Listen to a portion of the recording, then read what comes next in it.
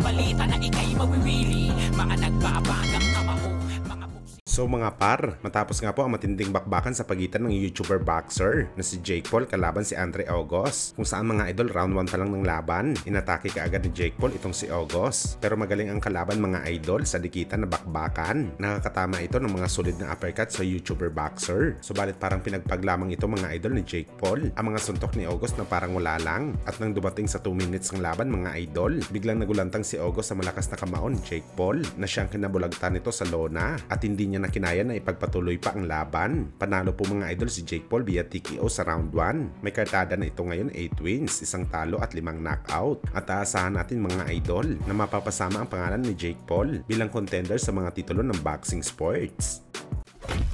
Sa kabilang banda naman mga idol, matapos nga po kinilo ng Japanese Monster ang kanyang sarili kahapon. Kung sa mga idol meron pa itong 7 pounds na dapat kunin, isang araw bago ang bakbakan nito kay Marlon Tapales para sa kanilang undisputed fight na gaganapin sa December 26 sa Japan. At sa ngayon po mga idol, nagpasiklab at nagpakita po ulit mga idol ng Hapones ng bagsik niya sa training. Sa naging media workout kasi mga idol, ay maangas po pinakita ni Inoue ang kanyang malahalimaw na suntok. Yung talagang bumabaon talaga mga idol. Animoy nagpapahatid talaga ito ng mensahe kay Marlon Tapales na ganitong mga suntok talagang ibibigay niya sa Pinoy Unified Champion. Well, nasasabi natin mga idol na maangas ang datingan dito ni Inoue dahil sa huling laban nito mga idol kay Stephen Fulton para sa kanilang unification fight noong June hindi man lang po naglabas ng konting bagsik ang Japanese Monster sa kanyang media workout. Wala pang 1 minuto mga idol, tinapos kaagad nito ang kanyang media workout. Baka daw si mga idol makita ni Fulton at makahanap ang kanilang kampo para kontrahin ang kanyang pamatay na Arsenal. Subalit sa laban nito kay Marlon Tapales mga idol, lantarang pinapakita talaga ni Inoue ang kanyang lakas sa media. Parang wala ito pakialam mga idol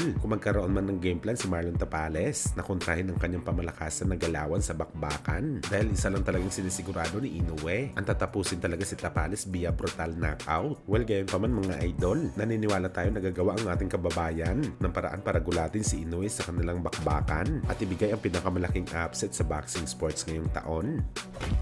Samantala speaking mga idol kay Naoya Inoue, kinumpirma na po ni Fernando Beltran na mapapalaban ang kanyang alaga na si Luis Nery si Japanese Monster sa paparating na Mayo sa 2024. Nakaplano na daw ito mga idol. Sa ngayon wala pang ibang impormasyon sa laban. Hintayin lang daw muna mga idol ang magiging resulta ng laban ni Tapales at Inoue. Well, isang magandang balita to mga idol para kay Pantera. Dahil ilang buwan na lang, mapapalaban ka agad ito sa undisputed fight. At syanta natin mga idol, hindi na ito kukuha ng laban at hintayin na lang talaga ang buwan ng Mayo. Delikado kasi baka ma-upset ito sa laban. Lalo pa kung makalaban ito mga idol na kagaya ni Akmadalib at Casimero. Baka mapurnada pa ang planong big fight ni Luis Nery kay Naoya Inoue.